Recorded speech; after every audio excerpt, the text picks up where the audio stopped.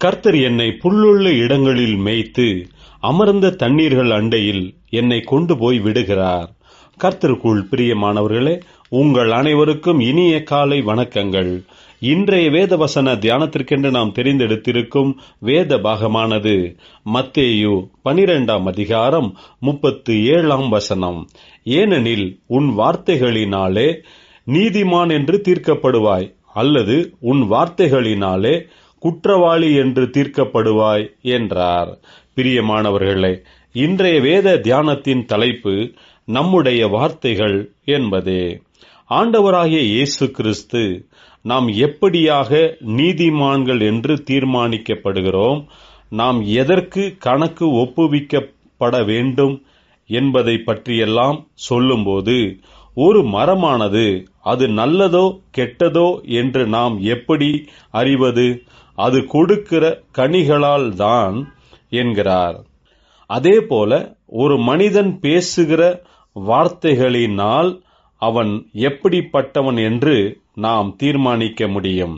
இருதயத்தில் இருப்பதுதான் வாயின் மூலமாக வார்த்தைகளாக வெளிவருகிறது என்று இயேசு சொல்லும்போது, நல்ல மனுஷன் இருதயமாகிய நல்ல பொக்கிஷத்திலிருந்து நல்லவைகளை எடுத்து காட்டுகிறான், பொல்லாத மனுஷன் பொல்லாத பொக்கிஷத்திலிருந்து பொல்லாதவைகளை எடுத்து காட்டுகிறான் என்கிறார். அதனால் நாம் பேசுகிற ஒவ்வொரு வார்த்தைகளுக்கும் நாம் கணக்கு ஒப்புவிக்கப்பட வேண்டும்.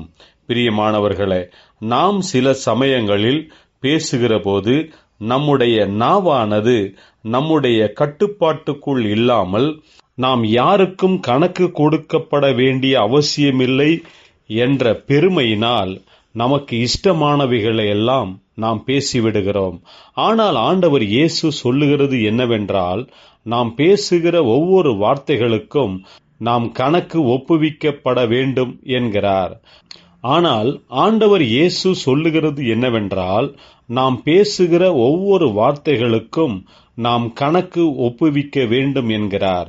நம்முடைய செயல்கள் மட்டுமல்ல, நம்முடைய வார்த்தைகளும் சரியாக இருக்க வேண்டும். நம்முடைய வார்த்தைகளை பொறுத்துதான் நாம் நீதிமான்கள் என்று நிர்ணயிக்கப்படுகிறோம்.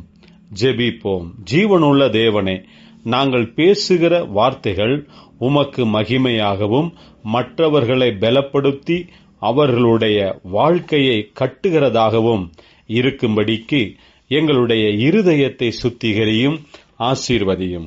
இயேசு கிறிஸ்துவின் நாமத்தில் ஜெபிக்கிறோம் நல்ல பிதாவே, ஆமேன்.